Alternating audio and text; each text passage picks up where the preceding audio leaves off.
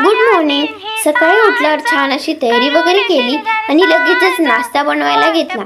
नाश्त्यामध्ये काही वेगळं नाहीये, तर आम्हाला दोघांना आवडणारे पोहेच आहेत। नाश्ता वगैरे झाला आणि घरातली बाकीची सर्व कामे आवरून घेतली आणि पोहे बनवायला घेतलं।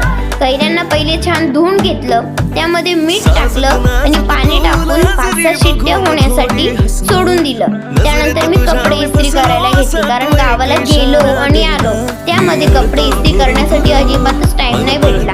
आणि यांचा ऑफिस टाइम आहे, तर त्यांना सर्व इस्त्री केलेले कपडे लागतात, त्यासाठी सर्व कपडे आजच इस्त्री वगैरे झाले आणि तोपर्यंत दुपार होऊन गेली। अजिबातच आराम करण्यासाठी टाइमच भेटला नाही।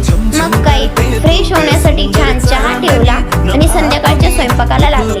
तर मी पण कसं बनवते, त्यांची कोय आणि साल काढल्यानंतर त्यांना मिक्सरमध्ये किंवा राईने फिरवायचं, त्यामध्ये गूळ, जिरेची पावडर आणि मीठ टाकायचं। तयार आहे आपलं पण। तर असाच माझा व्हिडिओ बघण्यासाठी थँक्यू।